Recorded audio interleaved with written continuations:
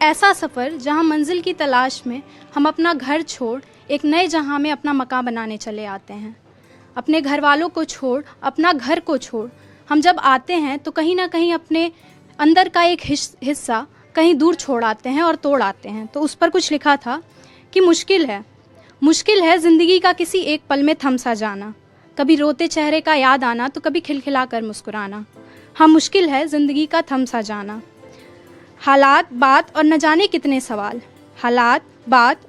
कितने सवाल दिलो दिमाग पर अपना डेरा बसाए बैठे हैं। कैसे समझाऊं इन्हें, जवाबों का मिलना इस असमंजस की दुनिया में नहीं है आसान। ये न जाने कितने सालों से आशा लगाए बैठे हैं।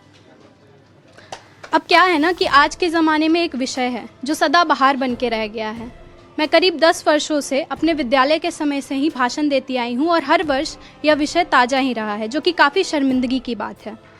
तो इस कविता में मैंने एक बच्ची की अनकही कहानी को अपने सरल शब्दों में पिरोने की कोशिश की है। ध्यान दीजिएगा। नादान थी वो दुनिया की जालिम नज़रों से अनजान थी वो। उसे पसंद था मिलना जुलना सबसे, पर कोई उसे किन निगाहों से देखता है कहाँ जानती थी वो। अल्हड़ सी वो पागल लड़की सबसे हंसकर बातें करती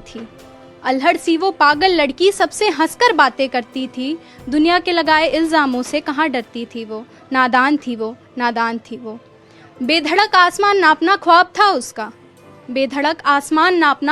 था उसका, पर चार दीवारी में बंद जिस्म की भूख से अनजान थी वो। नादान थी वो। रूह कांप उठा था उसका जब धीरे से उसके बदन को दरिंदों ने जकड़ा था। जानती नहीं थी ये क्या हो रहा है उसके साथ, जब किसी के होठों ने उसे बेरहमी से चूमा था। घबरा रही थी वो, अपनी परेशानी छुपा रही थी वो। शायद इंसान के भीतर बसे जानवर को पहचान रही थी वो। पर इससे पहले वो कुछ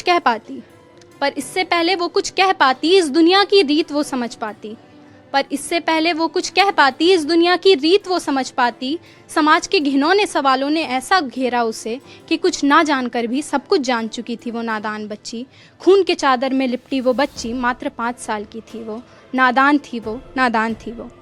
और अंतिम की 4 पंक्तियों में मैंने एक बेटी की अपने पिता से गुजारिश लिखी है कि पापा मैं आपकी परी नहीं शेरनी बनना चाहती हूँ। मैं चांद का वो टुकड़ा नहीं जिसे सब